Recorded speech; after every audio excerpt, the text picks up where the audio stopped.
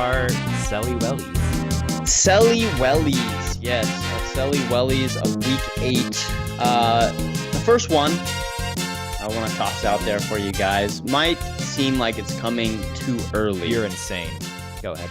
I'm insane, but I'm going to pump it this week. Kristen Michael, the woke one, is going to go back to sleep. It's night time for Kristen Michael. You're insane. Hit the snooze button.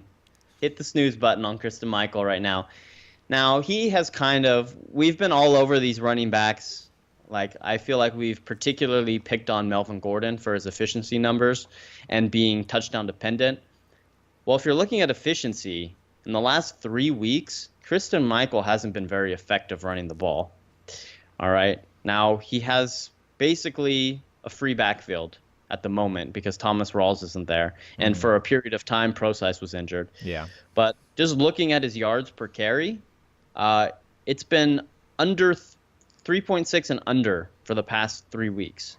So he has yet to exceed 3.6 yards. And 3.6 is already bad for yards per carry. Yeah.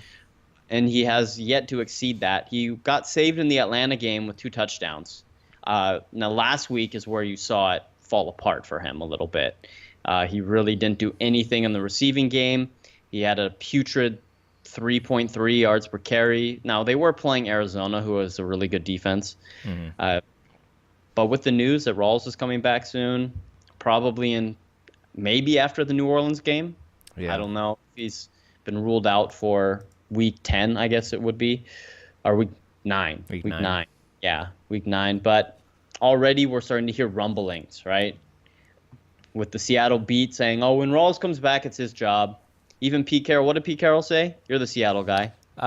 He said, oh, yeah, Christine's been good, blah, blah, blah, but there's really something missing without Rawls, which is especially damning coming from Pete Carroll, who never says anything bad about anyone ever. Like, he's pretty much like always something positive. And maybe that was him just saying something positive about Rawls. But, a healthy Christine Michael is not as good as a healthy Rawls. Like, we hadn't really seen any real tape on Christine Michael before this stretch. So we didn't really know. We just kind of knew his measurables and his, like, preseason glory. And now we've finally seen, like, a real stretch of him. And while he is, like, a capable, like, above-average running back, he's not an elite talent. At least that hasn't manifested yet. He had a couple good games. But then, like, the regression has come. 2 of that was against elite run defenses in the Jets and the Cardinals. So, like, you give him a little bit of caveat there. But Atlanta's a soft run defense, and he still averaged, 3.5 yards a carry. I'm a little bit less worried about the raw efficiency and more about the kind of outside stuff about Rawls is going to be back 2 weeks is the thing I officially heard. So, like, week 10 is probably when the earliest he'd be back. But, Rawls is coming up here soon, and I don't think Michael's just going to step in and be the guy unless Rawls is just a shell of himself, which he was at the beginning of the season, but it didn't matter. We're still split. It basically took Rawls getting hurt for C. Mike to kind of run away, and Procise. It was actually a lot of what we saw with Jordan Howard, of 2 guys got hurt for him to get this big workload, and now one of them comes back this week, another in a couple more weeks. It's probably going to be a 3-headed beast unless Rawls is himself, and he probably runs away with it. And the other issue is that Seattle offense hasn't looked that good. It looked good against Atlanta, but, that's not, anyone can do that. It was, the Russell Wilson is hurt. He's not mobile, and that line gets the spotlight shown on it when he's not mobile, and then it just, it's kind of affected everything in the game. If Russell isn't running, there isn't as much running room for the running backs behind an awful line. So the situation just isn't favorable, really, actually. Like, unless Russell magically gets healthier in the next week, 2 weeks, I don't know, but you probably won't play through the injury. Sounding like he's dealing with another injury now too, right? Yeah, it's some, like, what was it? It was like a pectoral muscle. Pectoral muscle, yeah. Which, like, I have no idea how that happened, where that came from. But so he's already playing with, like, robotic legs at this point. Yeah, so it's unless, like, Russell has some, like, miraculous recovery over the next few weeks, which he probably won't because he's playing through the injury. This offense isn't doing what it normally does for running backs. That's kind of my biggest worry. Well, we've seen with Russell, like, a lot of the offense kind of revolved around his ability to kind of scramble out of the pocket and make plays happen when the defense breaks down. I feel like Tyler Lockett is a great example. Tyler Lockett hasn't done anything, and I think you can attribute a lot of that to Russell Wilson not being able to really scramble out of the pocket. I think he's on pace for something like 80 rushing yards this season. Yeah, that's what they were saying on Sunday night, where this time last year he had already had like 300 rushing yards, something like that. Yeah. He's not scrambling at all. And yeah, Lockett, that's affecting Lockett, who's this guy that he goes to in the plays breakdown. And Lockett has his own injury he's playing through for who knows why. I guess I kind of get Russell playing through an injury because he can just be a pocket passer. Yeah. But why is Lockett playing through an injury? How does that help anyone to have this guy out there who can barely run? He just looks so slow. Oh my god. But anyway, back to C Mike. So I was getting ready before you brought it up to pump him as a sell high next week. I was gonna be like, you know what? He gets the Saints this week. It's such a bad defense, such a good matchup.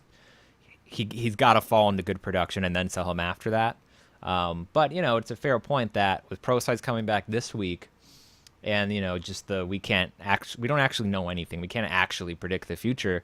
He might have a bad game this week. It's definitely reasonable. And if he has a bad game against New Orleans, then his value's done because his name isn't. He doesn't have a brand name. No one really believes Christine Michael is good, and so if his numbers dip for 2 games in a row, then it's gone. The value's gone. Yeah, and I mean, Seattle's defense looked elite last week, but Arizona's offense has been a mess outside of David Johnson. Exactly. Now, the week before when Atlanta came in, Atlanta has a high-octane offense, and they were able to do stuff against Seattle's defense. I mean, Julio Jones had a big game. Matt Ryan had a good game. Yeah. So going into New Orleans, in a place where New Orleans is usually electric, there is a possibility that Seattle trails at a certain point in this game or they fall behind, and Procise might get a lot more work than people are anticipating. Yeah. They might look to, change it up a little bit with the way they're running their offense, get Procise involved, because Procise was kind of touted as a possible sleeper going into the season because of his skill set. Yeah. Right? And he might get a chance to show that off, which would only hurt C-Mike's value. And like you said, if he puts up a dud this week against New Orleans and there's rumblings that Rawls is back just around the corner, a best case scenario at this point is it's a committee. Worst case, Rawls comes back and loses or takes over the backfield completely. So for C-Mike right now, I think you can still sell him as a running back 1. That's the only reason why, I think that's the key, though, is that he's a sell, but he's not like a hard sell this week. He's a sell if you can sell him high. Like, if you can be like, he is like a firm RB1, like a top, 6 or 7 running back, in that range. Not one of the elites, but like that next tier. If you can sell him for that, then yeah, do it. I will say, as someone who owns him and owns Rawls, I'm less worried about moving him this week. I'll shop him around and see if the offer's there. But if you own both of them, then it's not as worrisome, because if Rawls comes back and he's himself, I think he just runs away with the job.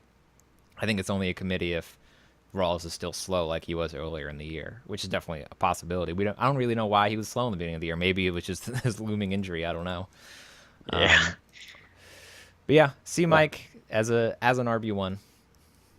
Yeah, I mean, would you try to take advantage of okay, McCoy's injured? Would you try to put a package together, C Mike for McCoy?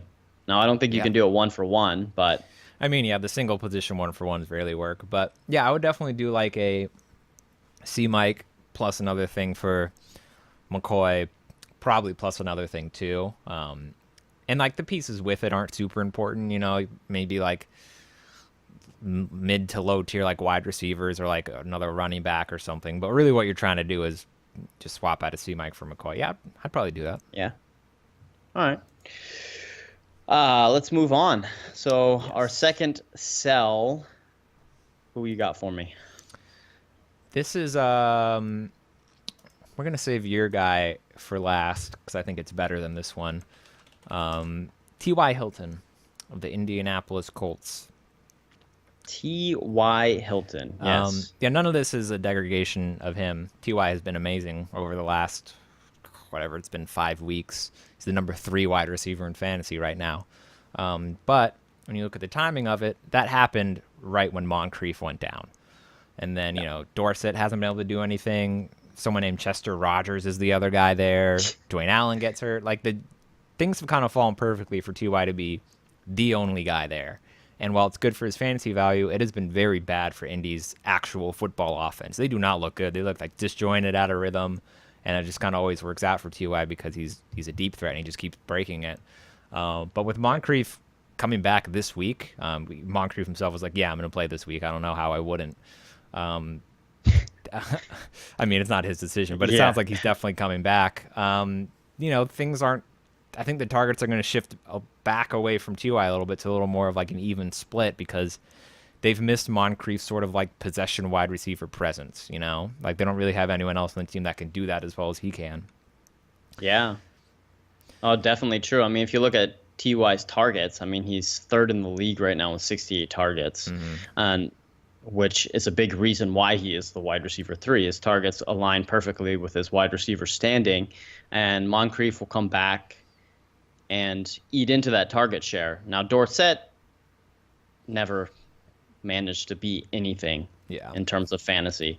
But Moncrief was looking like he would be like the 1B to T.Y. Hilton in this offense, and he got hurt in week 2. So we haven't seen Moncrief for a while. And like you said, he came out and was like, oh, yeah, I'm playing. There's no way. Assuming he doesn't go all like LaShawn McCoy this week and go out there, he'll force the coaches to play him and be like, I got this. And aggravates his injury. Himself. Yeah. But I mean, he was a broken shoulder blade. Yeah, it was kind of like a weird, like freak thing. Like this isn't the stuff that worries me are the soft tissue stuff, like the hammy. Anytime I see someone has a hammy injury, I'm just like, oh god, this is bad. This could linger the rest of the year. Moncrief's thing isn't like that. It seems like it's not going to be a problem. Yeah.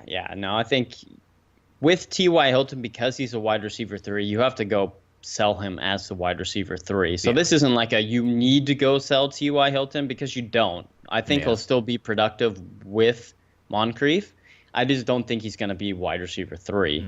He might fall out of the wide receiver 1 conversation or be like a low end wide receiver 1, maybe a high end wide receiver 2 the rest of the year with Moncrief coming back.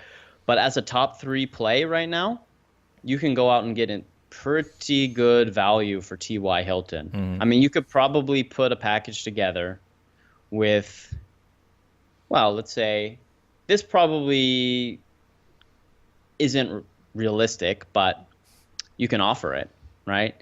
2 guys that we just talked about, Christine Michael, T.Y. Hilton, package them together for 1 Ezekiel Elliott. I think you could probably get that done, yeah. It really depends on the Zeke owner, but yeah, I think that's possible because Zeke's the raw production, Zeke hasn't outproduced C. Mike by that much. Then Ty has been he's been elite. So yeah, I think that's definitely possible. Yeah. I mean, I think the only reason why I pumped it as not being realistic is because Zeke is one of those players that I would almost consider untouchable. Oh yeah, he's like right in the Lev Bell, David Johnson, just right outside of that range. Yeah, he's probably the 3rd guy in that tier, or it's probably Lev Bell and David Johnson are in their own tier, and then Zeke is maybe at the top of the next tier, or he's in his own tier by himself. I don't know, but yeah, he's right there. Actually, Lev Bell is an interesting one too because he's on a bye this week. So if you went out and offered the Lev Bell owner T.Y. Hilton and Christine Michael, with Christine Michael's supposedly juicy matchup and the whole, is Ben coming back next week? What's going on with the quarterback situation in Pittsburgh?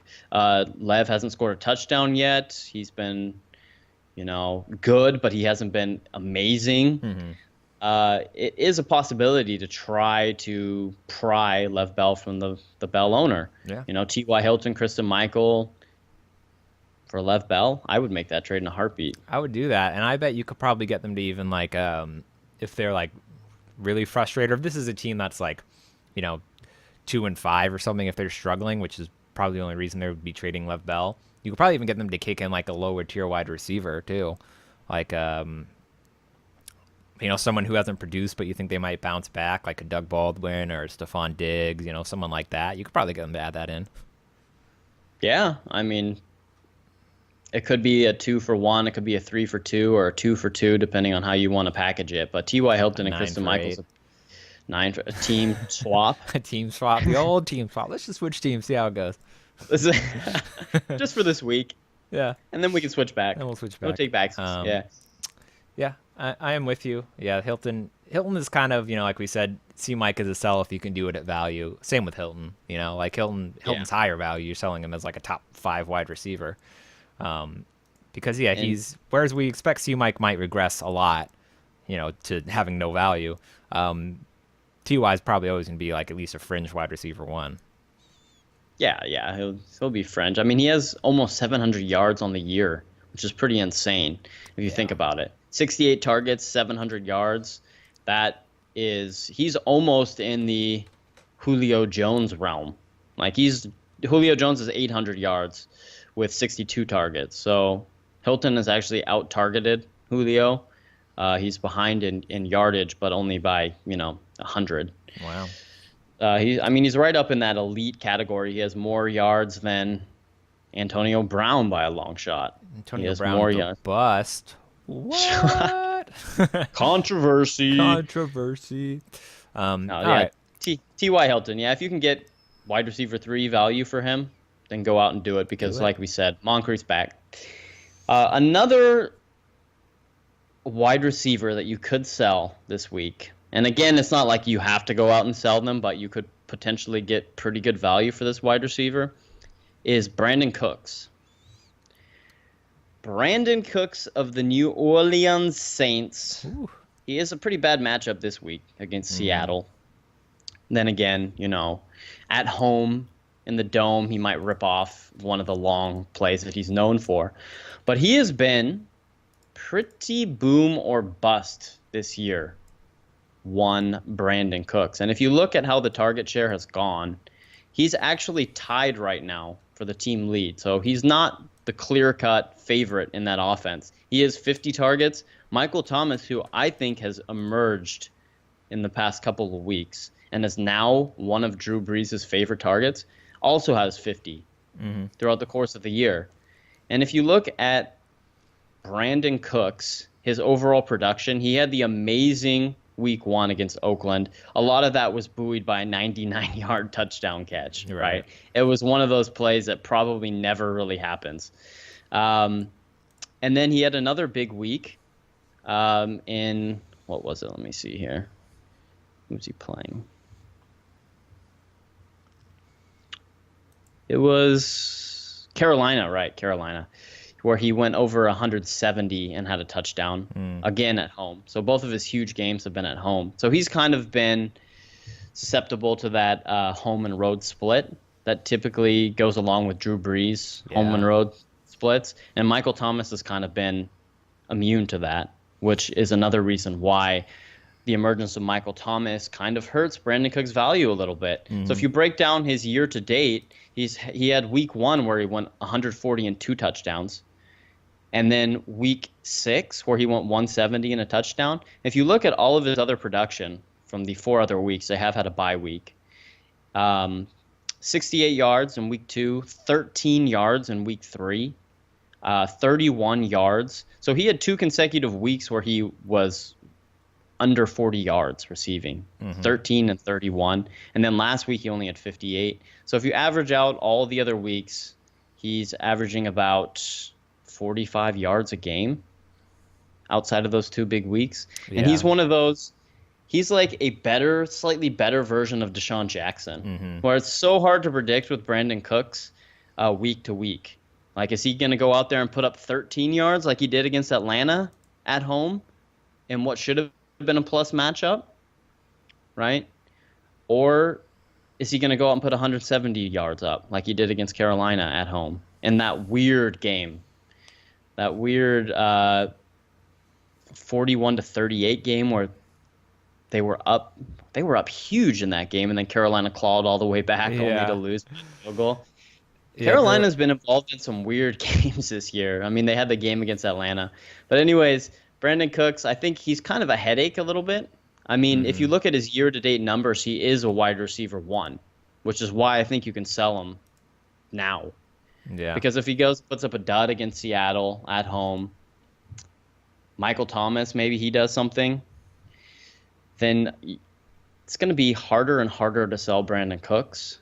And I think you can go out and get legitimate value for him now. You should take that chance. How do you feel about Brandin Cooks? Yeah, no, I'm definitely with you. You kind of touched on the home road splits. I actually have those pulled up here. At Let me hear home, him. he averages 13 fantasy points a game. On the road, 7. Yeah. So almost half. And to go with that, you point out the Atlanta game where he was at home and did nothing. That's because he got Desmond Trufant. So he also is useless against elite corners. He's not one of these guys that, is matchup proof. He's not. And you look at his upcoming schedule, his next 2 home games are Seattle, this week against a very good secondary. And then Denver is his next home game. So those are 2 games where he might get completely shut down. And those are 2 of his weeks that are supposed to be better because they're home games. And he has this kind of rare situation of having 2 good weeks in a row. And so you can kind of flip it like, oh, he's coming up for a home game. He's always good at home. He came back after the bye. These 2 weeks were after the bye. So the narrative kind of writes itself of like, he's a wide receiver 1, just got off to a slow start, blah, blah, blah. And you can probably sell him that way. And this is one where like, I would say like, I'd be looking to get rid of Cooks this week. Yeah, I would too. I mean, he has a bye under his belt already, so you can kind of talk that up a little bit in your trade narrative. Like, look, you don't have to deal with the bye with Brandin Cooks. He's already had it.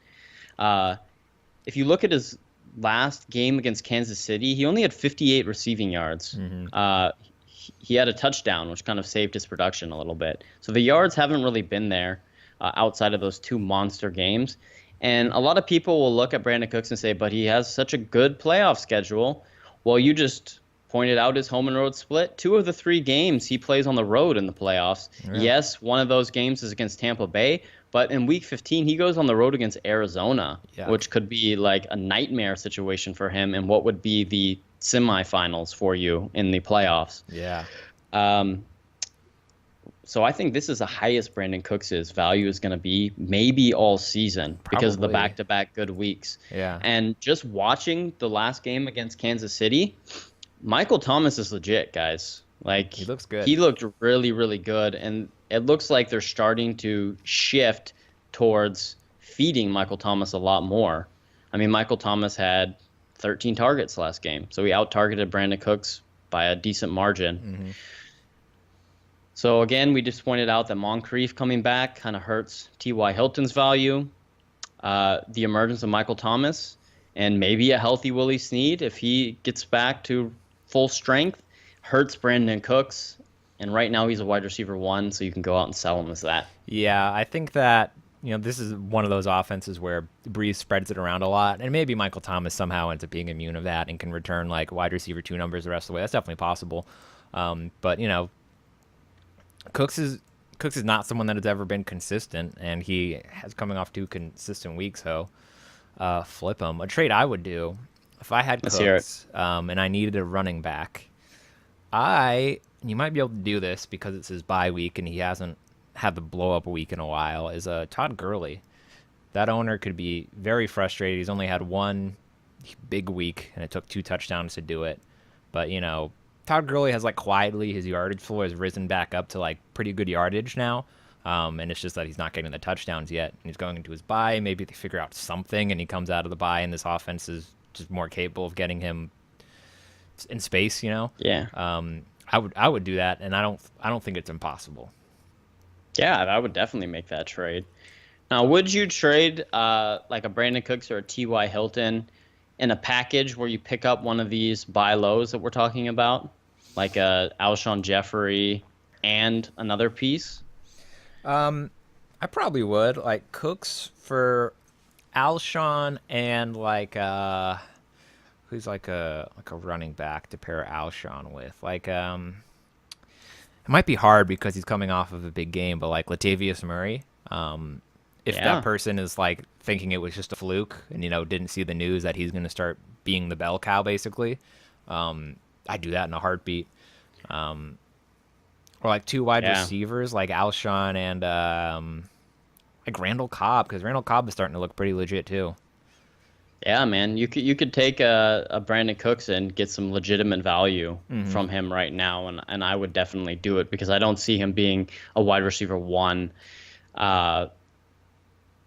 He might be just based on his boom weeks, Yeah. He might be like right in that conversation again, but I don't think he'll be consistently putting up numbers to help you win week to week. Yeah. And he'll get frustrating. He'll go 3 weeks putting up really bad numbers, and then he'll have his one amazing game, and his one amazing game will pot you like 25 points, but then he'll go right back to putting up 3-4 points a game, which is basically what he's been doing. It's been pretty bad. He's like a poor man's AJ Green, basically. Yeah. Yeah, he's better than Deshaun Jackson, but he's a poor man's AJ Green. Yeah. That's exactly what Probably a Brandin good Cooks is. comparison. Yeah. All right, I think that's enough for our sell segment. We did it. Oh, we hope you listened to us when we told you to buy Latavius Murray, by the way, since you Man, just mentioned. we because were that's the only people that were in on him. I think he was coming back, and everyone was just like, "Oh, but he's going back to a committee. Who cares?" I didn't see anyone touting the like what you brought up of the beat reporters and the coaching staff are saying like, "We need Latavius. Let's get him back. He's important," because that materialized in a big way. Yeah, on Reddit, man, people just were all over the hate Latavius Murray train. Like, even though he was starting the game against Jacksonville, like every single post I saw was like, I don't really care. I dropped him and I feel good about it. Like, I'm washing my hands with Latavius. That backfield's such a mess. And that's one of those situations where, yeah, you hear people say like, oh, I'm a fan of the team, so that gives me a little bit more merit. Now, most of the time that's bullshit, but if you're a fan of the team that is actually paying attention to what is happening, like you'll have a little bit more knowledge than just the everyday NFL fan. So I think a lot of people missed out on how bad Oakland's running game looked with Latavius Murray missing. Yeah, there was one person who I heard like mention it quickly. I was listening to like the NFL fantasy podcast. I think it was like Michael Fabiano like started to say like, oh well, like the backups haven't been that good, and there's been some rumblings about him. And then I think it was Matt Harmon. Someone like cut him off, which is like, but it doesn't matter. Like just because his backups were bad doesn't mean he'll be good. And it just got pushed aside and never talked about again. Actually, with Latavius Murray, just as an asterisk, if you can still possibly buy him. Yeah. One thing you can point to is that his yards per carry in this last week was not good. But if you watch the game, there's a clear reason why it's not good. It was one of those situations where when the game wasn't out of hand, he was consistently getting like 5 or 6 yards a carry. Yeah. He looked really good. He looked explosive. It looked like the turf toe wasn't hindering him. But then in the second half, classic Bill Musgrave, just going into a shell with a, double-digit lead against Jacksonville. He would just go out there in obvious running situations where Jacksonville had like 9 in the box because they knew that, what are we going to do? We're just going to run the ball. Obvious running situations, and he would just hand the ball to Latavius Murray 3 times in a row, and he would get like 1 yard, 2 yards, 3 yards to carry. So it kind of affected his overall efficiency numbers. But watching the game, Latavius Murray looked really, really good. So if there's a chance that you can get Latavius Murray, I would definitely make one of these package deals, like a Latavius and maybe one of these wide receivers that are struggling. Yeah, yards per carry is a great thing to use to your advantage because in a vacuum, yards per carry is kind of like a broken, silly stat because it's so sensitive to outliers and like weird game script stuff that doesn't really tell the whole story. When I'd much rather just look at like volume. How much volume is this player getting? And we saw the volume spike with Latavius and like the red zone work. But if someone who's just reading the stat sheet doesn't see that stuff really, all they see is, oh man, a bad yards per carry, took 2 touchdowns to do this. But yeah, that was a narrative too. Like, oh man, his efficiency is still bad. But overall, actually, on the year, he's like 4.2, 4.3 yards per carry, which is not bad at all. So, yeah. Okay. Anyways, let's close it up. Close Close up shop. Thank you for listening to the buys and the sells and the trade analyses. Analysis and all the other ramblings of 2 crazy fantasy football fans, I suppose. If you have any trade questions, hit us up on Twitter. We pretty regularly answer those, and we usually have more buys and sells than we say here. We just try to limit it because we can't help but talk for 15 minutes about every player. So, but hit us up and we'll happily, list more people or kind of guide you on whether your deal is good or not. So take advantage of that. Of our wonderful find us on Twitter. Yeah, find us on Twitter. It's up here above Leo's head, I believe. Sure, why not? Yeah, Facebook, like, comment, YouTube, all that good stuff. YouTube us on YouTube. Uh, and yeah, and we will catch y'all on the flippy floppy. Flippy floppy.